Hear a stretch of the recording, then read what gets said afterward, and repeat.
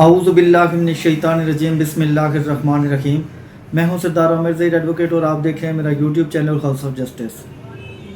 आज की वीडियो में मुश्तरका खाता के बारे में तमाम तफसीलात कोशिश करूंगा एक ही वीडियो में जो मुश्तरका खाता से रिलेटेड हैं वो शेयर करूं, क्योंकि मैंने मुश्तरका खाता पर बहुत सारी वीडियोस बनाई हैं, लेकिन वो एक मखसूस टॉपिक पर बनाई थी तो उसमें जो चीज़ शामिल नहीं की जा सकी या वो उस मौजू से हट कर थी तो उसके बारे में बहुत ज़्यादा क्वेश्चंस किए जाते हैं।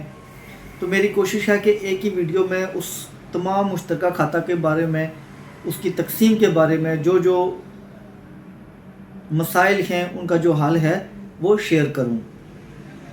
मुश्तरका खाता जब भी आप तकसीम करवाएंगे कोई भी जॉइंट प्रॉपर्टी, तो सबसे पहले आपने उसको देखना है कि उसकी जो तकसीम होगी वो उसकी नेचर के हिसाब से होगी कि वो प्रॉपर्टी किस नेचर की है।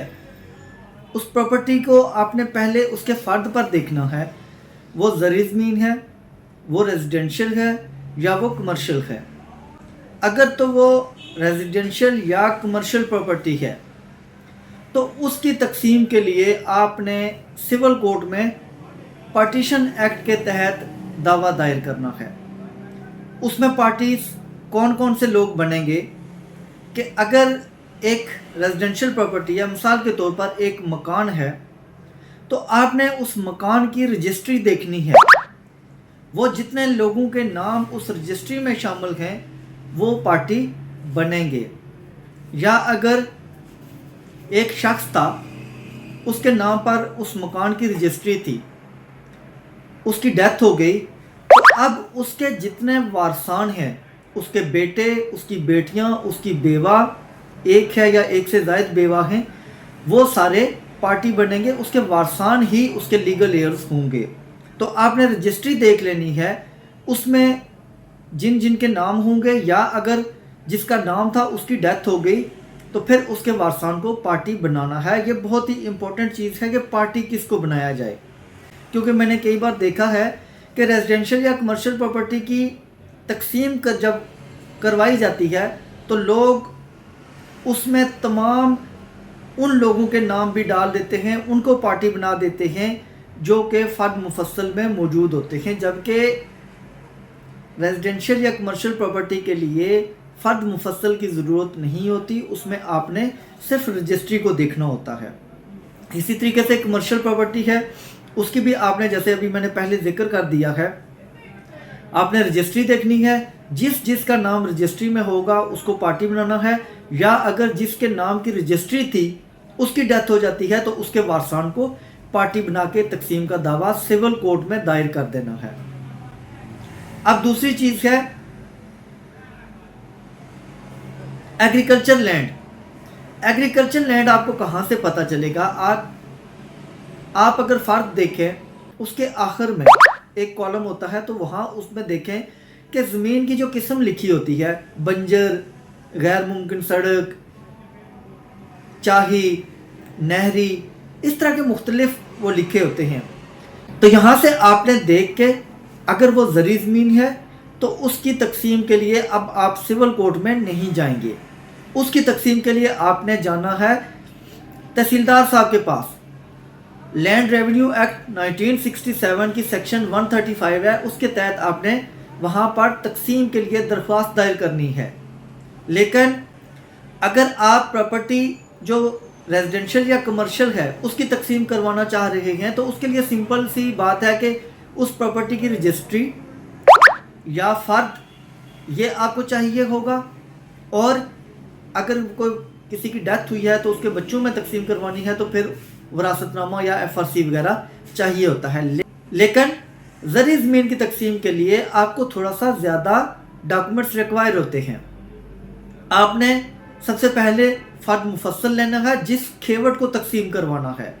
अब यहाँ पर जो डिफरेंस है ज़री ज़मीन और कमर्शियल रेजिडेंशियल प्रॉपर्टी में वो ये है कि कमर्शियल या रेजिडेंशियल प्रॉपर्टी जो आप तकसीम करवा रहे हैं वो सिर्फ उस मखसूस एक पोर्शन की हद तक या एक मखसूस हिस्से की हद तक है जहां आपको ऑनर्स हैं, जैसे एक मकान हो गया, अब बहुत बड़ा खसरा है तो उसमें 5 मरले पर या 2.5 मरले पर एक मकान बना हुआ है, तो आपने पूरे खसरे या पूरे खेवट को नहीं छेड़ना।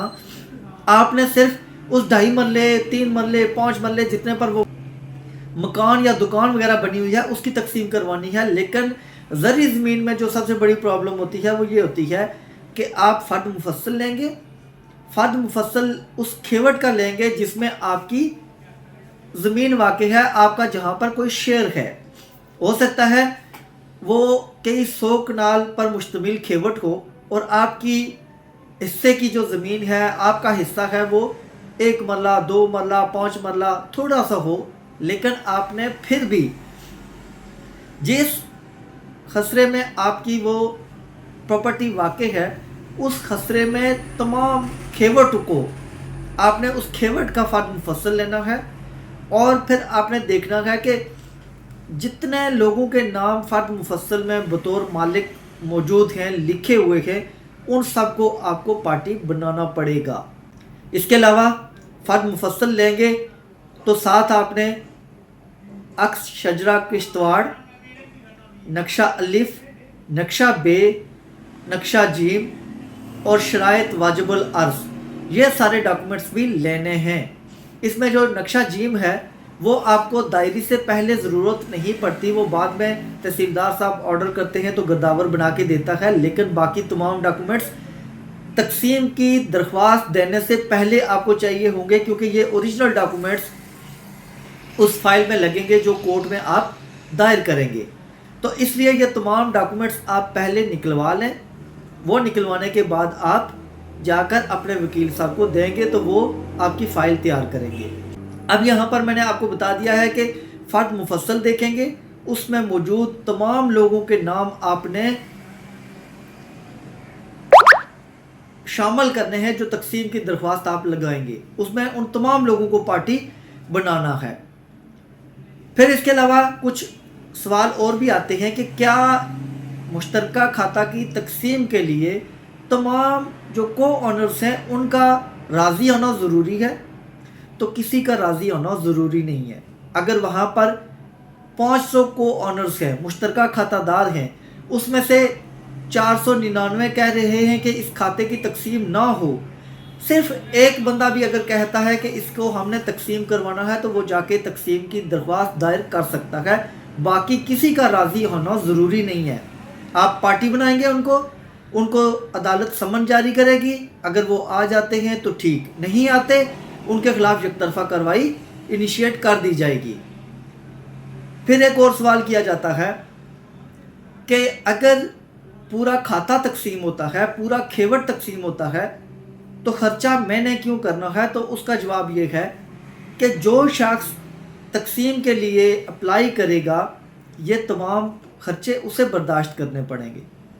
तमाम डॉक्यूमेंट्स डेफिनेटली जब वो तकसीम के लिए दरख्वास्त दायर करेगा तो सबसे पहले उसे फ़र्द मुफस्सल चाहिए। अभी तो बाकी लोग चाहे वहाँ राज़ी हैं या नहीं राज़ी, तो वो तो डेफिनेटली आपके साथ तावन नहीं करेंगे। तो जो दायरी कर रहा है, केस फाइल कर रहा है, ये सारे ख़र्चे भी वही करेगा, किसी और को वो ख़र्चे नहीं करने पड़ेंगे। हाँ, वो अलग बात है कि अगर बाकी लोग हाज़िर हो जाते हैं तो उसके बाद वो अपने अपने वकील इंगेज करेंगे, उनकी फ़ीसें वो खुद देंगे, लेकिन जो केस की दायरी के ख़र्चे होंगे वो केस दायर करने वाला ही अफोर्ड करेगा, बाकी किसी पर वो तकसीम नहीं होगा। तो ये कुछ इंपॉर्टेंट पॉइंट्स थे मुश्तरका खाते के बारे में कि किस तरीके से मुश्तरका खाता तकसीम होगा, कहाँ कहाँ इसका फोरम है, कौन सी प्रॉपर्टी किस जगह से तकसीम होगी, और मुश्तरका खाता की तकसीम के लिए तमाम लोगों का राज़ी होना ज़रूरी है या नहीं, और इसके ख़र्चे कौन बर्दाश्त करेगा। तो ये सारी इन्फॉर्मेशन मैंने कोशिश की है कि आज आपके साथ एक ही वीडियो में शेयर कर दूं ताकि आपको कोई प्रॉब्लम ना हो। तो उम्मीद है आज की वीडियो पसंद आएगी। अगर वीडियो पसंद आई तो चैनल को सब्सक्राइब करना ना भूलिएगा। इसी के साथ इजाज़त चाहता हूँ, अपनी दुआ में याद रखिएगा। फ़ी अमानिल्लाह।